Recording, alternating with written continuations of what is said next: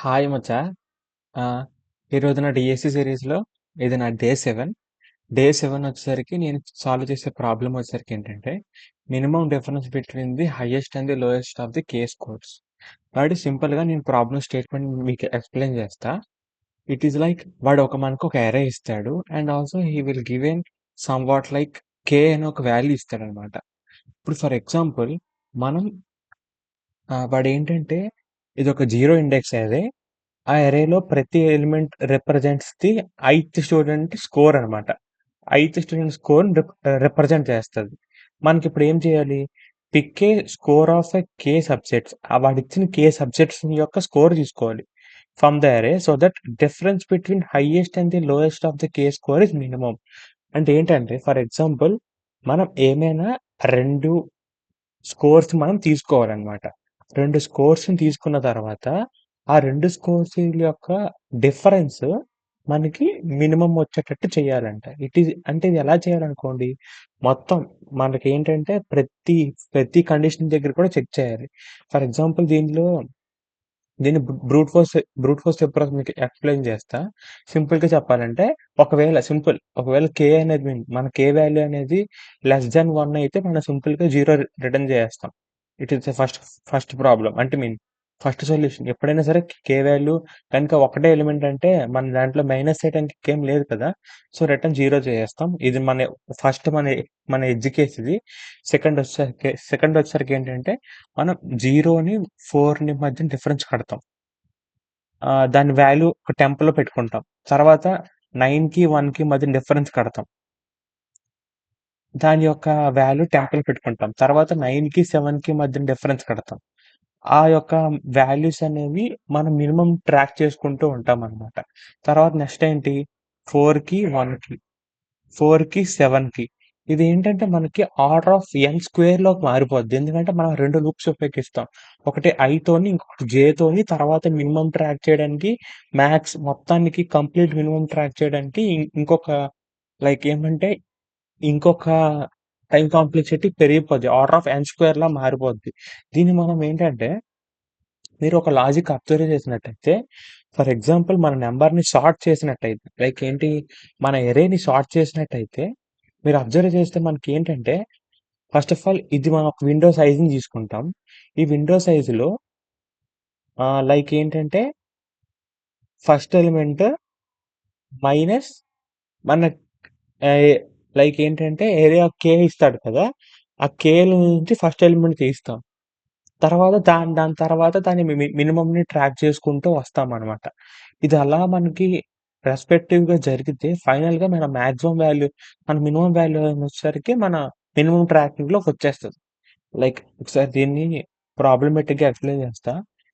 First of all ఏం చేస్తాం మనకి వాడిచ్చిన సరే right?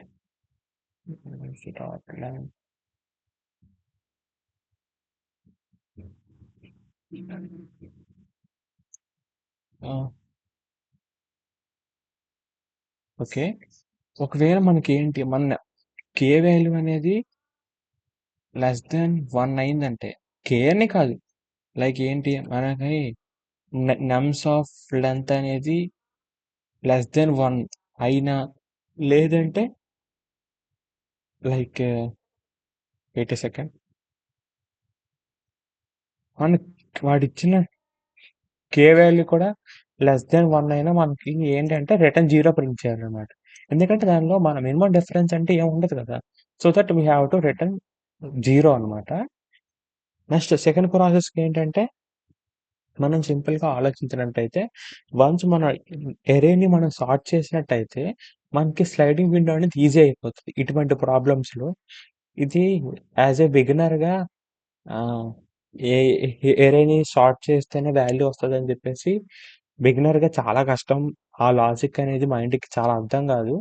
Number of questions problem చేస్తూ ఉండాలి. యాస్ ఎ బిగినర్‌గా నాకైతే ఈ ప్రాబ్లమ్ నేను ఫస్ట్ టైమ్ సాల్వ్ చేసినప్పుడు నాకు ఆ! అంటే ఎరేని సార్ట్ చేయాలని ఒక చిన్న ఐడియా వచ్చింది. కానీ ఎలా సార్ట్ చేయాలి ఏం తెలీదు. కానీ లాజిక్ అనేది నేను కొంతవరకు బిల్డ్ చేయగలిగాను. తర్వాత దాన్ని నేను అంటే డైరెక్ట్‌గా ఆన్సర్ చూడకుండా లైక్ ఏంటంటే, నా అప్రోచెస్ వాడి చాట్‌జీపీటీ హెల్ప్ తీసుకొని, ఏవైనా మోడిఫికేషన్ చేస్తే సాల్వ్ చేయొచ్చా? ఇంకేదైనా మెథడ్స్ చేస్తే సాల్వ్ చేయొచ్చా? అని జెప్పేసి, ఆ టైప్‌లో ఆ అప్రోచ్‌తో వెళ్లి నేను సాల్వ్ చేయడానికి ట్రై చేశాను. ఓకే.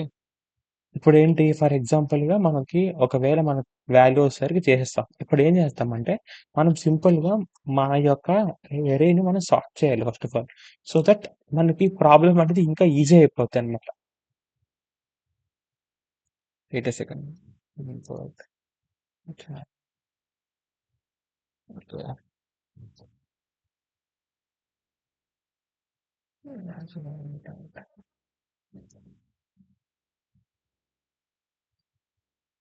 ఓకే. ఇప్పుడు మనం ఏం చేసామంటే అరేని మనం సింపుల్‌గా సార్ట్ చేసుకున్నాము. లైక్ ఇప్పుడు నాకు రైట్ వేరియబుల్, లెఫ్ట్ వేరియబుల్ నేను ఇనిషియలైజ్ చేసుకుంటా. ఫస్ట్ నేను లెఫ్ట్ వేరియబుల్ ఇనిషియలైజ్ చేసుకుంటా. ఫార్ఇంట్ r 0, r less than 1. Okay. ఇప్పుడేంటి rని ఇనిషియలైజ్ చేసాం. ఇప్పుడేం చేయాలంటే మనం మినిమమ్ ఎలిమెంట్‌ని ఇనిషియలైజ్ చేసుకోవాలి.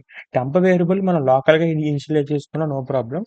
కానీ మన మినిమమ్ వాల్యూ మాత్రం మనకేంటంటే గ్లోబల్‌గానే ఇనిషియలైజ్ చేయాలి. మనకి ఎప్పుడైనా సరే మనం ఏం చేస్తాం, ఇక్కడ మనకి అబ్జర్వ్ చేసినట్టే కన్‌స్టెంట్‌లో వాల్యూస్ వచ్చేసరికి 0 నుంచి 10^5 అని ఉంటాయి. మీరెప్పుడైనా అబ్జర్వ్ చేసినట్టే 0 పెట్టేసామనుకోండి, ప్రతిసారి లోపలికొచ్చేసరికి అది 0నే ఉండిపోద్దనమాట. ఇంకా మన మినిమమ్ వాల్యూ కదా ఫైండ్ ఔట్ చేయాలి. సో దట్ దీనికి సింపుల్‌గా ఏం చేయాలంటే మీరు కావాలనుకుంటే 10^5 +1 అయినా పెట్టుకోండి. No problem. ఇదే పెట్టుకోవాలని ఏం లేదు. మనకి 10^5 అదంతా ఎందుకని జెప్పేసి డాట్ మాక్స్ వాల్యూ నార్మల్‌గా సింపుల్‌గా పెట్టేస్తున్నాను నేనిక్కడ. సో దట్ ఇంటిజర్ యొక్క మాక్స్ వాల్యూ నేను పెట్టేసాను.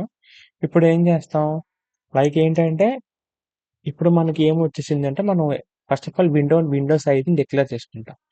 వన్స్ మనకేంటంటే లైక్ మన విండో సైజ్ అనేది ఎగ్జాక్ట్‌గా ఆహ్, కే కన్నా ప్లస్ అయ్యిందనుకోండి ఫర్ ఎగ్జాంపుల్. మీకెలా చెప్పాలంటే లైక్ ఆర్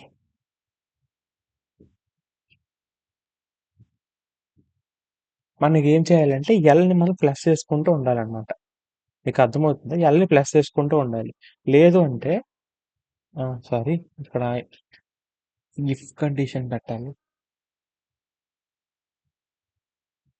లేదు అంటే ఇప్పుడేంటి మన విండో సైజ్ ఒకవేళ హిట్ అయిందనుకోండి ఫర్ ఎగ్జాంపుల్. హిట్ అయితే ఏం చేయాలి? r-l +1 కే అయితే అంటే లైక్ మన విండో సైజ్ అనేది ఎగ్జాక్ట్‌గా కేకి ఈక్వల్ అయిందంటే మనం ఏం చేయాలి? ఆ కేలో ఇక్కడ బాగా అబ్జర్వ్ చేయండి. ఆ కేలో ఫస్ట్ ఎలిమెంట్ అంటే ఏంటి? లైక్ ఏంటంటే ఆహ్, ఫస్ట్ ఎలిమెంట్, ఎల్త్ ఎలిమెంట్ ఆ రెండిటిని మైనస్ చేయాలన్నమాట. For example int temp is equal to like ఏంటంటే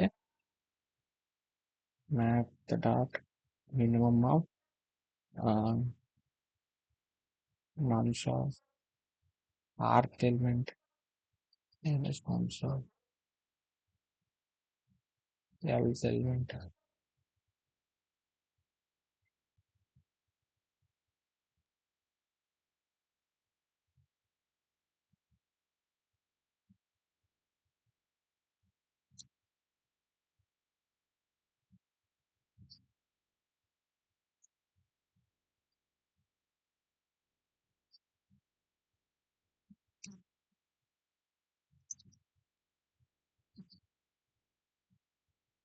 ఇప్పుడు రన్ అవుతుంది అనుకుంటా.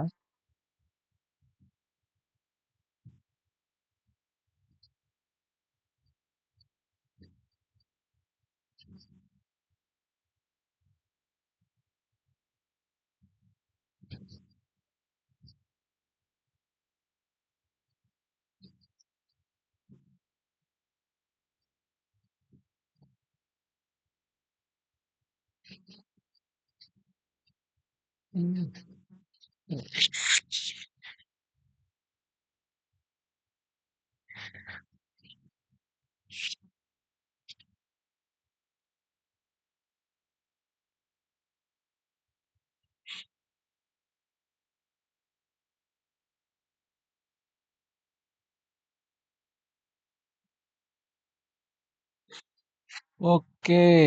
Okay. Okay. Okay. Wait a second. దీన్ని నేను టెంపర్‌కి ఇనిషియలైజ్ చేస్తాను.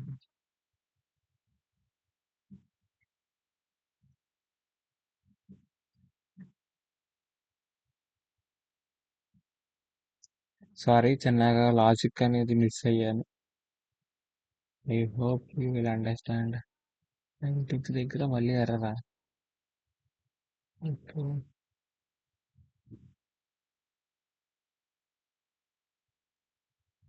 ఓకే. ఓకే. ఓకే.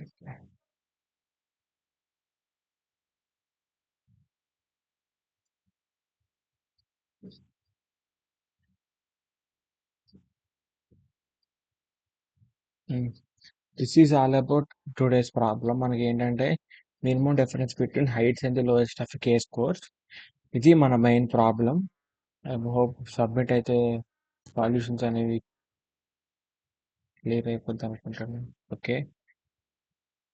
నిజం చెప్పాలంటే నేను ఈ ప్రాబ్లమ్‌ని ఆల్రెడీ సాల్వ్ చేశా. నేను ఆల్రెడీ సాల్వ్ చేసిందేంటంటే, నేను దీన్ని యూజ్ చేయకుండా డిఫరెంట్ మెథడ్‌ని యూజ్ చేశా. లైక్ ఏంటంటే, నా లాజిక్ అనేది నేను ఇదే ప్రాబ్లమ్‌ని ఇంకెలా సాల్వ్ చేశానో చూపిస్తాను. హ్మ్. ఇక్కడ మీకు సరిగ్గా అబ్జర్వ్ చేసినట్టయితే సేమ్ లాజిక్ నేనెక్కడా మార్చలేదు. సార్ట్ చేశాను. ఇక్కడ నేను ఈ యొక్క లైక్ ఏంటంటే 2 పాయింటర్స్ యూజ్ చేశాననమాట. 2 పాయింటర్స్ ఏసుకొని, ఆ పాయింటర్స్ ఇది మైనస్ ఇది చేసుకొని, సేమ్ లాజిక్ ఇక్కడేంటంటే మనం స్లైడింగ్ విండో టాపిక్ యూజ్ చేసాము. దీంట్లో లాస్ట్ ఎలిమెంట్ మైనస్ ఇది చేసాం. ఇది లాస్ట్ ఎలిమెంట్ మైనస్ ఇది, లాస్ట్ ఎలిమెంట్ మైనస్ ఇది. ఇది మనకి ఆల్మోస్ట్ 2 పాయింటర్స్ అప్రోచ్ కిందకొస్తది. వేరేస్ ఇది వచ్చేసరికి మనకేంటంటే స్లైడింగ్ విండో అప్రోచ్ కిందొస్తది. బోత్ ప్రతి ఒక్కదానికి ఎటువంటి ప్రాబ్లమ్ లేదు. మీరు మనకి నంబర్ ఆఫ్ క్వెషన్స్ ఎక్కువగా సాల్వ్ చేస్తే మనకేంటంటే బ్రెయిన్‌కి ఆ ఎబిలిటీ బిల్డ్ అవుతది. మనం ఈరోజు ఈ ప్రాబ్లమ్‌ని సాల్వ్ చేయకపోవచ్చు.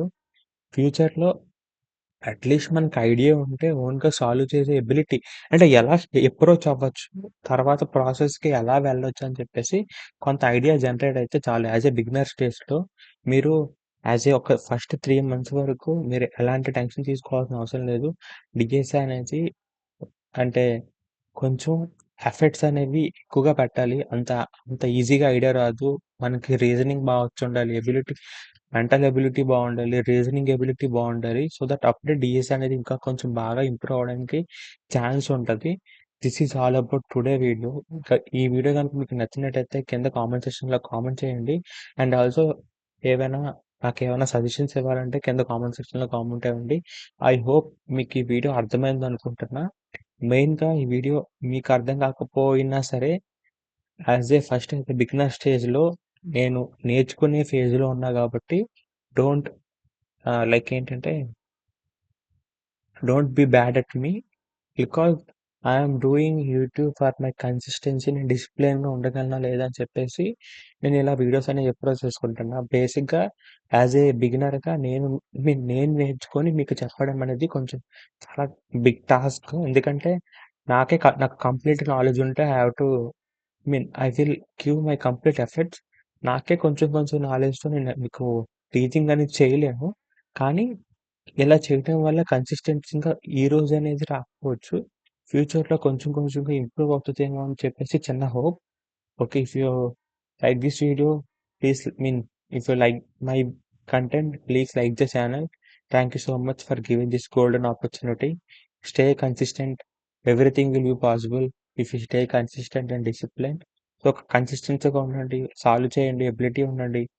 Try to solve more problems. ఎక్కువగా ప్రాబ్లమ్స్ సాల్వ్ చేయడానికి ట్రై చేయండి. న్యూ ప్యాటర్న్స్ సాల్వ్ చేయడానికి ట్రై చేయండి. ఇంకా చాలా ఉంది. చాలా టైం ఉంది. స్లోగా వెళ్దాం. మన టార్గెట్ మనకి వెంటనే ఒక 1 మంత్‌లో, 2 మంత్స్‌లో వచ్చేసేయాలని లేదు. We take 6 months of time. 6 months కాకపోతే 1 ఇయర్ తీసుకుందాం. బట్ కన్సిస్టెన్సీగా ఉండడానికి ట్రై చేద్దాం. Thank you so much for thank you so much.